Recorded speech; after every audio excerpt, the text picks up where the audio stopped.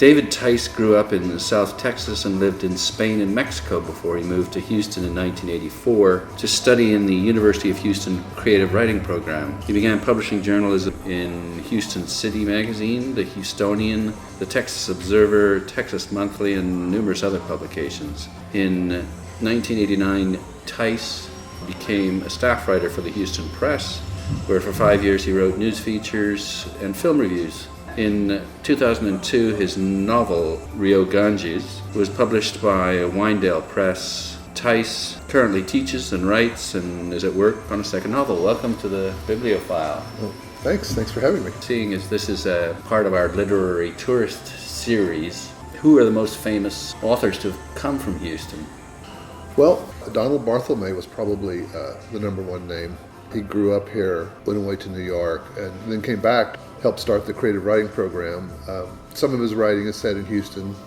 He wrote a lot of short stories, didn't he? Almost exclusively. Yeah. Mm-hmm. And then he had actually, I think there was 5 brothers, and they're all writers, so they all grew up here. Frederick Barthelme is pretty well known. Also, there's an excellent poet named Esther Miller, who was nominated at one point for a Pulitzer Prize, who wrote this sort of very striking, devotional, religious poetry mostly. She was disabled with MS, and so was very restricted to a wheelchair. But she wrote these incredible poems. Larry McMurtry didn't grow up here. Vassar Miller did. But he came here to study at Rice. He grew up out in West Texas. And he seems to have fallen in love pretty much with Houston when he was here at Rice, and was often called it his favorite Texas city. And he set several of his novels, like Terms of Endearment, Going Places. Now, Horton Foote, the playwright, grew up not far from here and wrote a little bit about Houston, and the Alley. He had a relationship with the Alley Theater here. Now, I should mention before we proceed any further that you are the author of Literary Houston. Right. So what was your objective then in writing this book? Well, as a writer living in Houston, I did really feel like Houston was underrepresented. Like, I'd look at the local interest bookshelves here at bookstores, and there'd be nothing but picture books about Houston. I was like, why aren't there any books about Houston? It's a big city, and there's a lot going on here. And so I got the idea of putting together an anthology like this. So really, I edited it more than I wrote it. You chose. I assembled it, whatever. Whenever I'd read something about Houston in some book, I'd think, well, that'd be a nice little excerpt in an anthology. I'd kind of make a mental note of it. Yeah. And I just did that for a number of years, and then I kind of got more active about it. Like, I'd go to books, I thought, well, maybe there's something about Houston in here, and I'd look it up in the index, and there'd be a few pages. And so after a while, I had a pretty good reading list, and I approached some publishers, including TCU Press, and they said yes. This is part of a series, actually. They're doing a series on Texas cities. So who is your audience, then? Who did you write it for? Well, mostly for myself. I thought that there would be an appetite in Houston for a kind of more realistic and perhaps sophisticated portrait of the city than is out there. Houston has generally been sort of a city in search of an identity, and I thought I could sort of put in my 2 cents along toward that quest. Because, in a way, we don't really know who we are. Are we cowboys or are we astronauts? Swamp or desert? What conclusions did you come to? Well, the nearest thing I can come to an overriding, and this is not something that would be exclusive to Houston. You could probably say it about a lot of places. And the pieces I put together, one thing I noticed is there weren't a lot of pieces that we would call contemplations, sort of inward-looking. That Houston really is a city of people who are doing things and strivers. That's what I found. I included quite a few stories, like when LBJ as a young man, as a high school teacher. Just people who didn't necessarily wind up staying in Houston, but there was some part in their lives where they made an extraordinary effort to do something, whether it's build a medical center or build a Menil collection. And so that was what I took away. But it was also sort of a city of stories as opposed to contemplations. What do you think would be a city of contemplations then? I don't know, maybe Venice would be a city of contemplations. That's what I say. No, I wouldn't think that was a statement that you couldn't make about a lot of other cities. When I looked at what I had put together, I saw, there's really not many people kind of sitting around just thinking. Reflecting on our human condition. Right. I think I said somewhere that Houston seems to have inspired fewer contemplations per capita. So what then? What does that tell you about the city itself and the people in the city then? Well, I think that it's still basically a young city, sort of end of adolescence city. It's always been rushing into the future. That's one of the things that I talk about some, is that there's very little thought about historical preservation. The slate keeps being wiped clean. Yeah, in fact, even with the bookstores here, there aren't any that go back Right. that many years. It'd be hard to find a restaurant that goes back very far, or a bookstore. Houston's been accused of being an amnesiac city. If we're famous for anything, probably in the United States, is for sort of a lack of historical interest, really.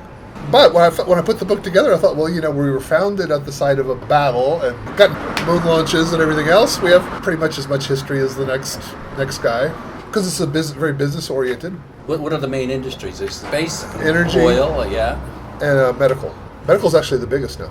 One of the things that I reflected on when I made the decision to come down was that Christopher Hitchens had died here. Right, exactly. And there's an emotional attachment here that may be superficial, but it's real for me. Right. And it just being here and seeing that center, that's what literary tourism is to some extent about. That's true, and I believe he was friends, I presume, from earlier in his life with some prominent Houstonians, Zilkas, I believe. Lots of famous people have actually died. People come from all over the world for desperation cures. Yes. So a very famous Arabic poet, Darwish, died there just about 2 years ago. He spoke, probably his last public appearances, he addressed, I don't remember the name of it, but an atheist society. Yes, Dawkins was in town, I think. He won some kind of award. Right. Yeah. I kind of lost the thread of my thought. The industry. So really there'd be energy, medical, and space. Now, is that reflected at all in the fiction that's written? No, the fiction is more kind of, I would say, down home. Some of the nonfiction deals with that. Oh, I left out a well-known local writer, Thomas Thompson, who wrote the book Blood and Money, which is the most famous book. Sort of a nonfiction crime book that was a sensation in the 70s. Probably the best known of any book that's really set in Houston. Sort of an amazing, true story of murder among the elites here. A father's revenge. It's actually pretty fascinating. Well, it's funny you should mention that. The first thing that sprung into my mind was the TV show Dallas. Right. When you said that. And we've always said here that it should have been named Houston, because Houston's more of the oil town than Dallas is. What about some of the pieces that you've selected? Perhaps you could talk a little bit about what you've chosen and why you chose it. Well, there was two things I was trying to do. I was looking for high-quality, well-written pieces. I was looking for things that told a story as much as possible. I was also looking for big names, like, did you know that Norman Mailer had something? Right. Did he? Yeah. Short story? Or? No, it was an excerpt. This is part of how I went about collecting the book. I would say to myself, well, Norman Mailer wrote a book about the first moon launch, the Apollo 11, and so I bet there's something in that book about Houston. Right. Stands to reason. So I just went and kind of thumbed through it and looked for a scene that I wanted to use and pulled it out, yes. Who else have you got in the book? Let's see. Well, it starts off with Cabeza de Vaca, the Spanish conquistador who shipwrecked over here at Galveston in the 1500s and wandered in this area, then wrote his memoirs later on. Then I have a piece about Howard Hughes, not written by him, obviously. And I have a piece by Robert Caro, who's writing the series of biographies about Lyndon Johnson's early days. I have a memoir from Walter Cronkite. He grew up here. Oh, did he? Okay. And got his journalistic start at the local. He tells actually a very colorful story of 1930s style newspaper journalism and shenanigans. Barbara Jordan, who's a well-known political figure, grew up here. There's a piece about the Menils. Are you familiar with them? Yeah, they've put together a fabulous collection of Right. surrealism and other... And it's supposed to be a major biography of Dominic de Menil in the works. And I had heard that she had a relationship with the founder of Brazzo's bookstore. He worked for her. He was sort of a protege. And then I have a pieces about Willie Nelson and about Lightnin' Hopkins. A visit to Houston in the 1920s from satirical political writer H.L. Mencken. Simone de Beauvoir actually dropped by. Attended a wrestling match in downtown Houston. Was not impressed. A piece by Norman Mailer. A piece by Jan Morris. It's actually pretty wonderful, that one. She's the renowned Right. travel writer. She went to the ship channel. She was very bored by the city of Houston. Yeah, she's pretty scathing about many North American cities. So she sort of, in almost in desperation, went out to the Houston ship channel. She thought, well, the only thing that happens here is that people do things. Similar to your conclusion. Right. I probably lifted it from her. Let's see, where is it? But she went out to the ship channel, and she actually wound up calling the Houston ship channel. And as you sit out there, the ships are going by down the ship channel. So it's an extraordinary sight. There's these industrial complexes all around, and you have this battleground in the middle of it. And she's watching the ship sail into the port. She says, this is really one of the most significant sights of modern travel. I was very pleased with that. Yeah. So there's saving grace there. Right. And so, can you replicate that experience today? You can. And what do you do? Just go out there? Go out to the San Jacinto Monument. The which? The San Jacinto Monument. It's where the battlefield was. It's on the southeast side of town, 15, 20 miles, I would say. And it's on the coast? It's not on the coast, but there's a lot of water. There's a river that runs by it, and then the ship channel, like a couple of major streams kind of come together there. Okay. If you go up to the top of the monument and look around, it's just so watery. You really can't believe it. What was so interesting about doing that? I think she was just sort of so impressed by, well, you'll have to read what she said. I have to, yeah. But I'm just thinking from the perspective of someone who visits here and they want to go do that. Mm-hmm. I think it was just sort of, she seemed very taken with some of the raw power of Houston in a way, the industrial power. Okay. Well, when she came here, the locals wanted her to go to the theater and so on, and the museums, and she was like, I've seen all that. So this seemed to be something that she felt like she hadn't seen before. There is a very impressive symphony here. Right. There's a very impressive fine arts museum here. Right. The symphony's probably from the 1920s, I guess. In fact, there's a piece in here on the founding of the symphony. It's actually very funny. Who's that by? A local writer named Hubert Roussel, he was like one of the wonderful finds, I thought. He's not well known at all anymore. Wrote for local publications and then became a newspaper editor. But he was very witty, very arch tone, approving of people and laughing at them at the same time. So there's been a symphony, I would say, since probably the late 20s. The opera is probably about 60 years old. Ballet's, I think, 40 or 50 years old. And the Fine Arts Museum is... The museum goes back to the 20s or 30s, I'm not sure. In Houston, the elites, the people that made all the oil money, they immediately started investing it in cultural institutions. There is a history of that then. But it's a very strong one. But it's funny, there's that, but there isn't the investment in the historical preservation. There were a couple of elite families that tried actually to create a Paris on the Bayou, but they weren't able to pull it off.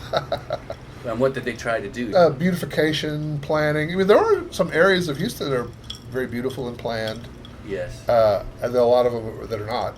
It's a beautiful tree. Those are the trees. Those are white oaks, are they? Live oaks. Oh, okay. Because they're the ones that stretch across the streets. Right.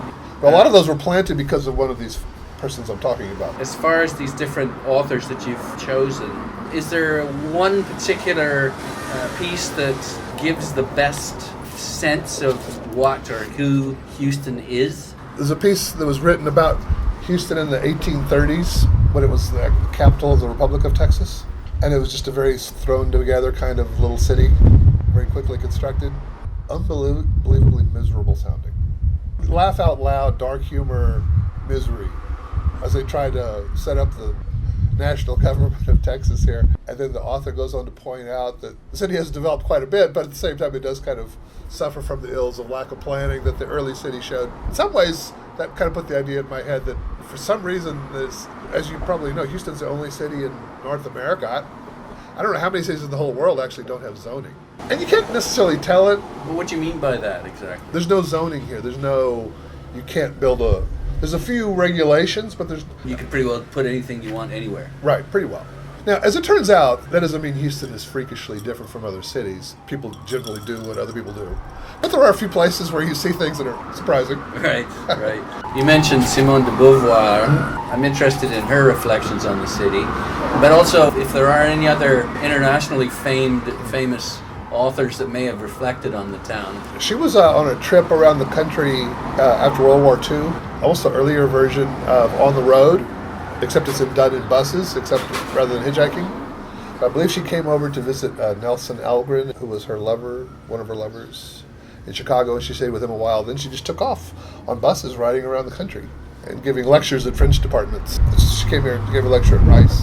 She was very put off by the overt racism of the time. That's interesting, isn't it? Because France and Paris was very, very open-minded about. In fact, many of the black musicians and dancers went to Paris because they were treated as equals, if not revered. Right. Yeah. So she, I think, wasn't expecting too much in Houston, being a southern city, and I think she probably found what she was looking for.